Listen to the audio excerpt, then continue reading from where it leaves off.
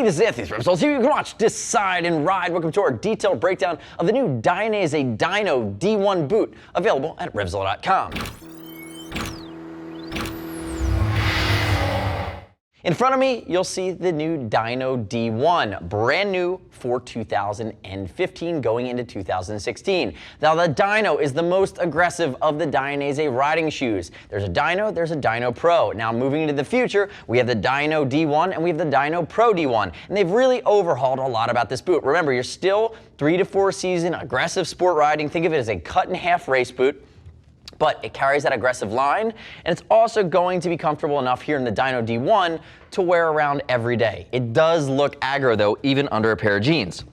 Now if we look at it, this new version, handful of colors available, and they've made a handful of cosmetic changes. And the big thing that's going to jump out is using that new torque setup. So now we have the Torque D1 as the more high-end Dainese get it to the track boot. You still have the Nexus as well, and it's using this new styling around the ankle cockpit and moving up both the lateral and medial sides around the ankles. They've stolen that DNA. And if we look at the new Dyno D1 versus the previous Dyno D1 that I have in my left hand here, a lot of changes. And they actually made it a little bit more subtle. What I like about the more subtle is you still have the Dyno Pro D1, which is a new version that has all of the plastic and all of this ankle protection. It goes all the way up on it. Really, really beefy, really aggressive. You can get that in the Pro version, which is a little bit of a step up. What they've done here on the original Dyno, or on the Dyno D1 version, is they've now refined it back. They've given you the new heel, but they've eliminated some of the plastic that you might see on the outside here on both ankle, inside, and out. They've refined the way the line of the boot is. So again,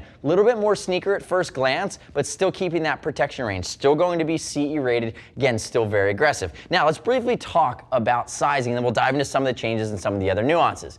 Remember, it's Dainese, it's European. It's going to work for most American feet rather, but if you have a really wide foot, I wouldn't go there. They don't run narrow, but they run a little more narrow than what you'd see from an American manufacturer. So if you're triple E or quadruple E or something in that range, you're not going to go this direction. But use a size chart, you should be fine.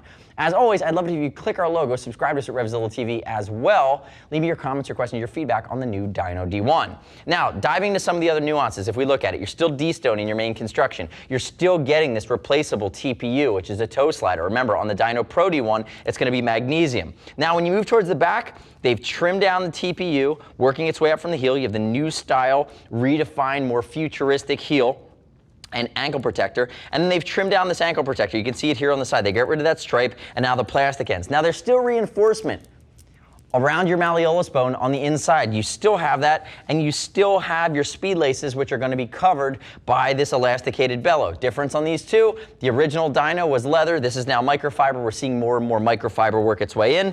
And you flip the boot around to the back, again, very, very similar, some light reflectivity. And moving to the inside again, right before I get rid of this original Dyno, you can see on the inside, few different changes here. They've actually dropped on the Dyno D1 the grip panel that they had before. I'm kind of bummed that they did that. And then up here along the medial side, they're streamlining again, which I actually kind of like. Again, you're getting this less aggressive version outwardly while still having great malleolus protection on the inside. And again, still carrying that CE rating. Now, I'm going to take my original Dyno and I'm going to dump it. If we look, still the D-Tech sole, that's the Dainese race sole. But what's nice about it, it's now more flexible on this version. So what they've done is they've expanded the shifter panel, and on the back side of this shift panel, they actually developed this for the new Torque D1.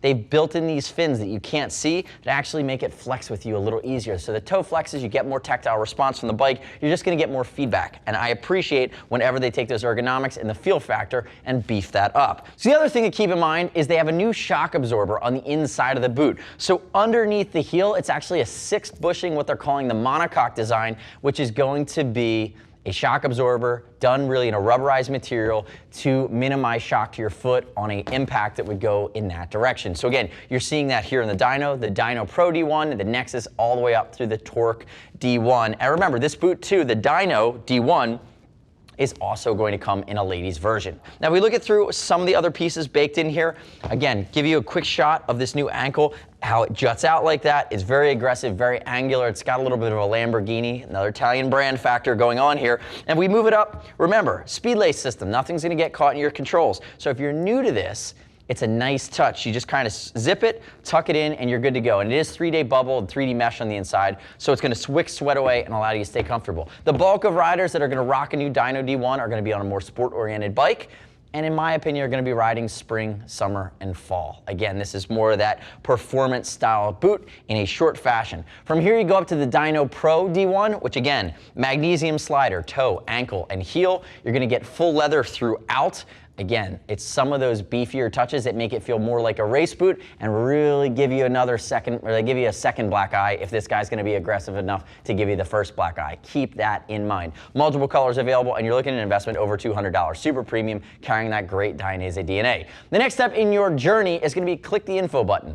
Read other rider reviews of the new Dyno D1 from Dainese at RevZilla.com. Check out the Dyno Pro D1 as well. Remember, you don't have to take my word for it, but start with my great information. As always, we'll ship for free over 39 bucks. If you want to talk to a gear geek, see us at RevZilla.com or 877-792-9455. Thanks for watching our detailed breakdown. Remember, subscribe to us on the YouTubes. I'm Anthony. We'll see you next time.